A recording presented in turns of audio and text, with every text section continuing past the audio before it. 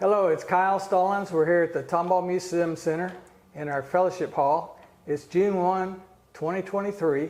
We're here today to visit with Bruce Hillegeist and get some of his memories. Would you state your name for us, Bruce? Hey, Kyle. My name is Bruce Hillegeist, actually Bruce Edward Hillegeist. So what's been your biggest challenge at the Tomball Chamber the last, say, 10 years or so? Well, just in the last, it seems like just the last few months, the growth that has taken off so quickly, which it's just really hard to get our minds and our arms around it all. I've always seen Tomball grow, but it's growing at a fast rate of speed now. And all the new people, the chamber, the city, we're all working together to make sure that infrastructure and development is able to keep up with the manpower that we have to make the properties around here readily available.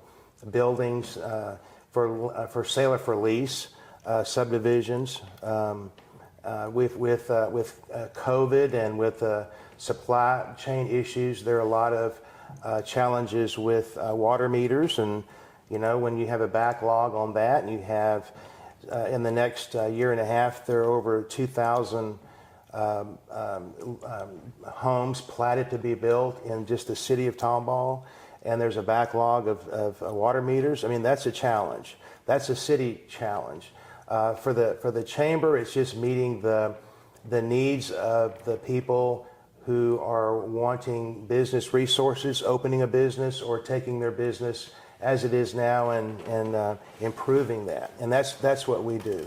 Lots of new people, and we welcome the growth and the diversity here.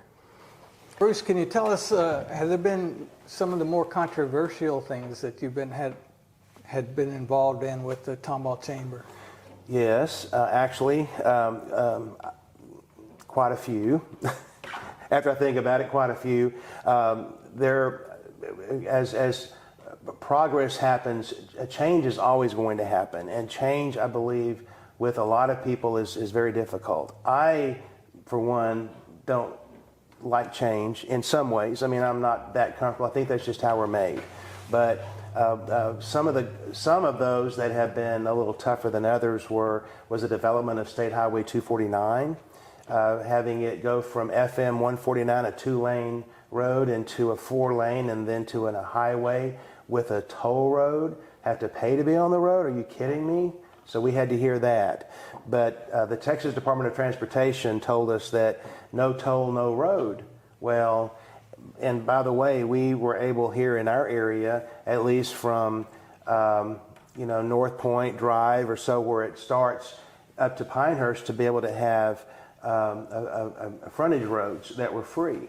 Where if you go north, it was not to be no free frontage roads. So we were able to at least use that to our advantage. And then the Grand Parkway, even as a toll road, people were emailing me, sending Facebook messages that you're not going to even be able to back out of your driveway without having to pay a toll.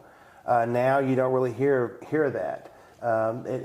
When we went from a 9 number for our phone number to 12, had to dial the area code. Oh my gosh. Southwestern Bell at the time called me and said, oh, we've got a major problem coming up and we want to let you know first. And it was about dialing the area code before the number. And that was a big deal. And nowadays, do you even think about it? So some of those and some of those changes, and then the area growing. There are people that want it to be like it was 50 years ago, but it's going to grow. And as the Chamber of Commerce and the Economic Development Corporation within our office, we want there to be organized growth, clean growth. If it's going to happen, it is, whether you like it or not. We want to make it managed growth and make it good growth, because it can go off in other directions. So having an outstanding school district, health care, the freeways, the sidewalks, the infrastructure, Tomball has a lot going for it that will make it a promising future. Hooks Airport was at one point told to be for sale, and the chamber encouraged the city of Tomball to buy Hooks Airport, and so that was controversial. There have been a few things. Main Street renovation currently. We have oak trees along Main Street that were actually, when they were small trees in the early 70s, the Tomball Chamber had planted those in cement, concrete barrels all along Main Street.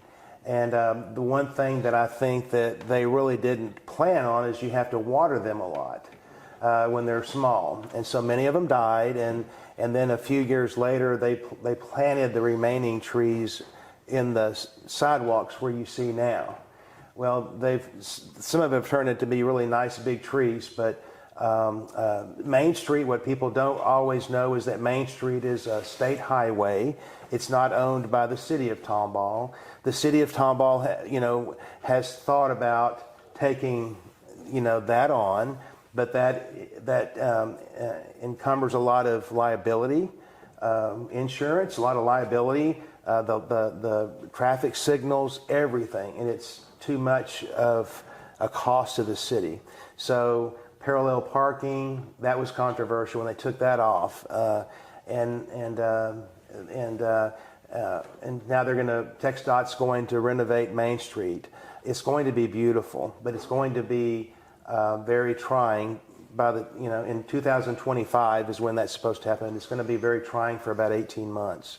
So those have been some controversial issues that not are always in our control, but we set a positive attitude and outlook on things, and know that we can grow with patience and better understanding as people by being and not bitter but better, and having that outlook in a positive way.